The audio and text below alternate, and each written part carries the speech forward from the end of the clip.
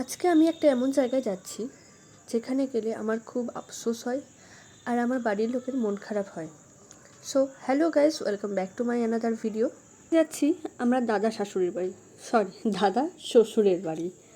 আর আফসোসটা কেন বললাম জানো? কারণ তারা দুজনে আর বেঁচে নেই।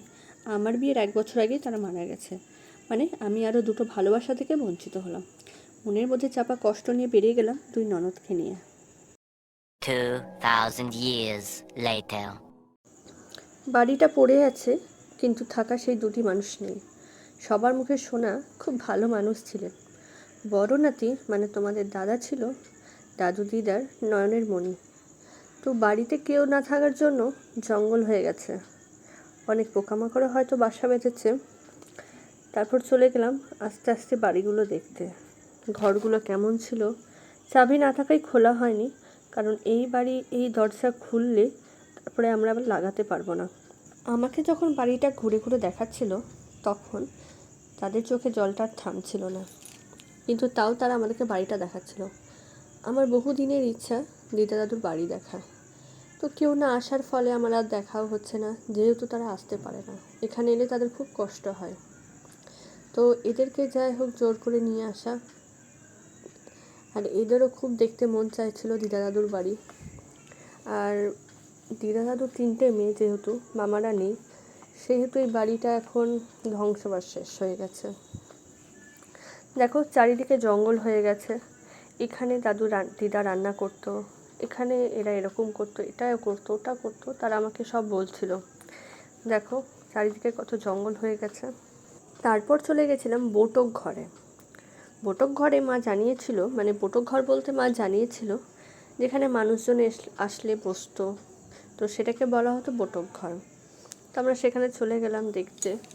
তো যেহেতু দিদার যারা আছে, মানে আরও দিদা দাদু আছে, আরও বলতে আরও 2টো ফ্যামিলি হয়তো ওখানে থাকে, তো সেজন্য একটু তাদের দিকগুলো পরিষ্কার পরিচ্ছন্ন রেখেছে।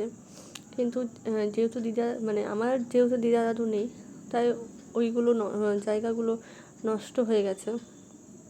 এই যে 2টো চৌকি পাতা থাকতো, আগেকার দিনে বাড়ি তো সিঁড়িগুলো খুব খাড়ো খাড়ো। এবার সিঁড়িতে উঠে দেখো, সিঁড়িতে উঠছি, এবার তোমাদেরকে দেখাবো উপরের ছাদটা। ছাদেও আছে একজন মামা আছে, মানে দিদা দাদুর জায়ের ছেলে, মানে আমাদের মামাই হতো। আমাকে এখানে সবাই চিনতে পারবে না, আমাকে দেখেছিল সেই আমার বউ ভাতে। তারপর তাদের সাথে আর কোনো দেখাশোনা হয়নি। এই যে একটা মামি, সে আমাকে চিনতে পারছে না, আবার চিনবেই বা কী করে যদি না দেখা সাক্ষাৎ হয়। তাদের উপর থেকে ঠিক দেখতে এরকম লাগছিল, যেহেতু বাড়িটা মিডিলে হচ্ছে বারান্দা মানে বারান্দায় তুলসীতলা আছে, আর 4 সাইডে ঘর।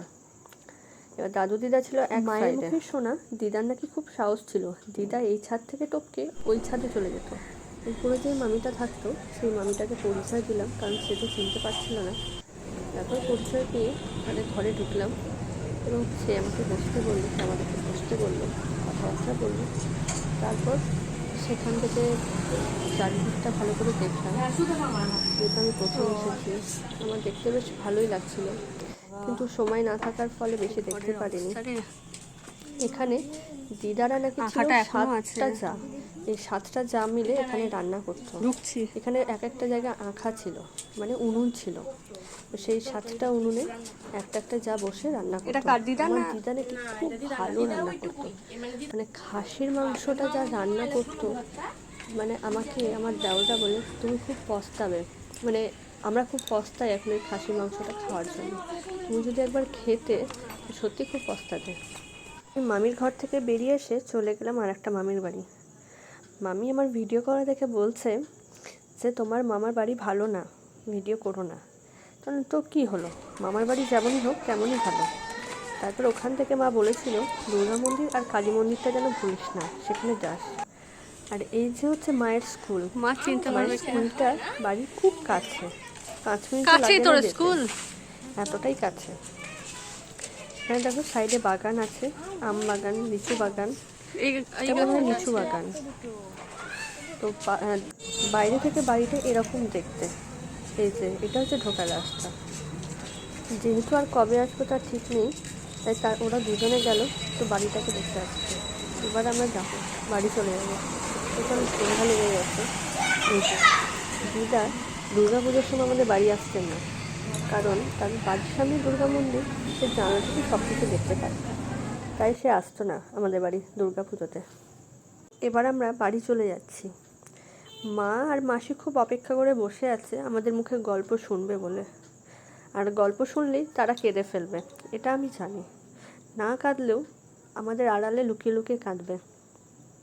তো ভিডিওটা তোমাদের কেমন লাগলো তোমরা কমেন্টে জানাতে ভুলো না, এবং তোমরা এটাকে লাইক, কমেন্ট, শেয়ার করো এবং সাবস্ক্রাইব করো আমার চ্যানেলটাকে।